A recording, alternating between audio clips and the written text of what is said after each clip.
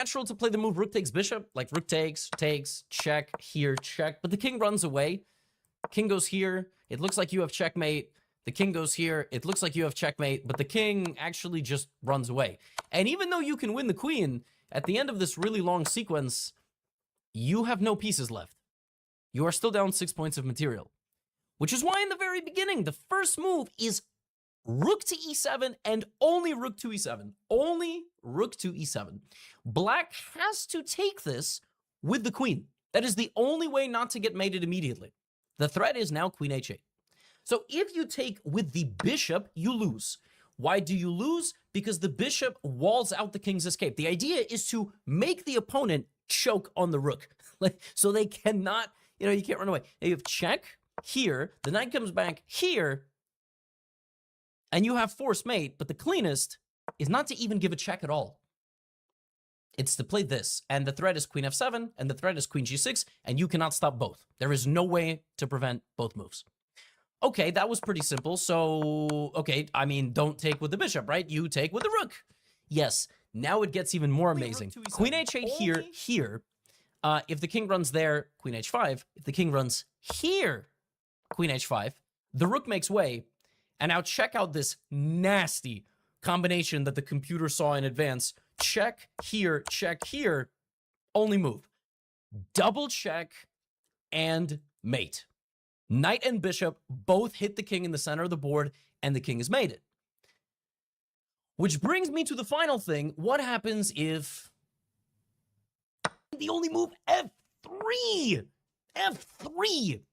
With the idea to take the knight and also win with queen g5 check, f3. You have to find this. You have to find this. You have to find rook fg, king g7, queen h7.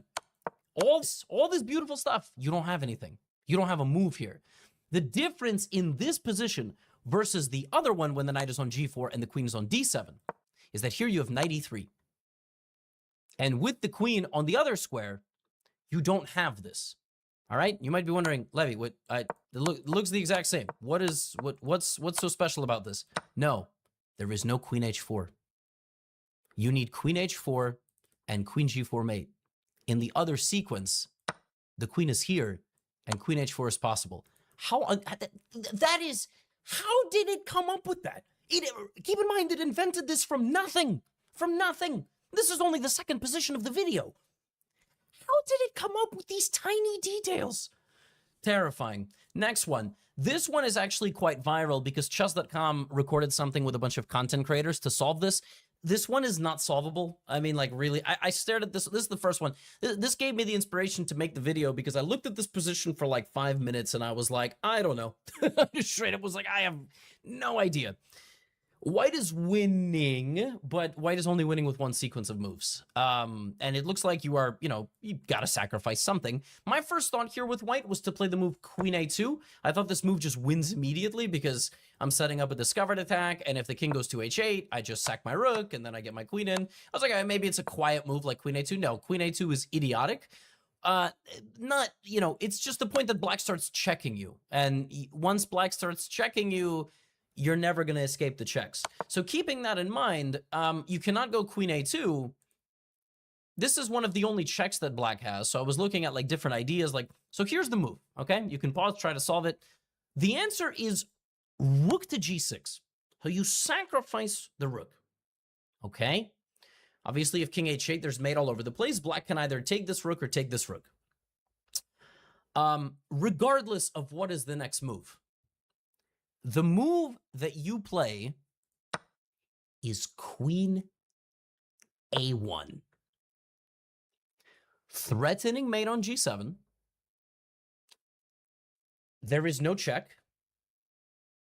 The game is over. Takes. By the way, it actually doesn't matter. The crazy thing is queen a1 is still the move. And so the only way that black can do anything here is to take with the king and lose like this, which is just mind-blowing. That, like, in the end, you lose with the queen standing here and the king over there. So really, it actually doesn't matter what piece is taken. They both have to be taken. You have to eat both rooks. So it's a double rook sack.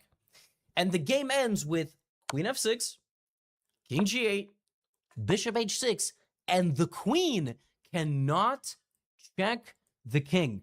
every square is covered, and queen g7 mate is unstoppable. Beautiful. Beautiful stuff. Absolutely beautiful. Every single piece is important. Maybe c6 is not that important. Like, you could probably remove the c6 pawn. But I don't know. I don't know. Maybe that would impact some solving. Like, maybe you have some move in the beginning. But, yeah, just a quick little, you know, double rook sacrifice featuring retreating the queen to the corner of the board. Yeah, obviously. I mean, that makes sense. By the way, how did it even come up with this? I mean, just think, like, how do you know, back in the day, people would win awards for puzzle compositions. I don't think this one would. Like, this one is, maybe this one would. Maybe it's very, very pretty. I don't know. But, like, how do you even come up with both rooks can be taken and will be taken, and it doesn't matter because queen a1, you stop any counterattack, every single square is covered. Nuts. Nuts. This one is pretty simple in the sense that, like, the previous one, there was like 100 branches. I got more. I got more. This one is awesome.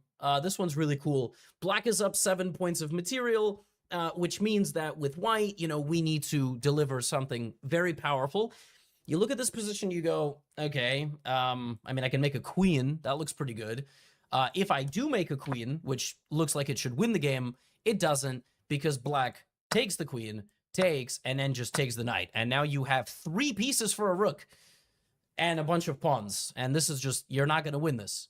You have no way to get a back rank checkmate. So you can't queen. Okay, so we can't queen. Check doesn't do anything. What do? Well, we can go for checkmate. Okay, so we're going to do that. We're going to go for checkmate. Queen to e6, queen g8 is mate. The only way to stop that is to take the knight. And then we're going to take... Wait, are we? Because then black is going to take this pawn, and it looks like we are winning. It looks like we attack the queen, we threaten mate, and we threaten this. What's really cruel about this position is that it's equal. If black just sacks the queen. Now that's crazy. So this looks like it's totally winning, except black plays knight to b4, and even though we get some pawn, we can lose. We can lose. How did the computer figure out that black can win this position if white is not careful? Like, somehow the white king is insanely weak, so we can't take. We have to attack the knight.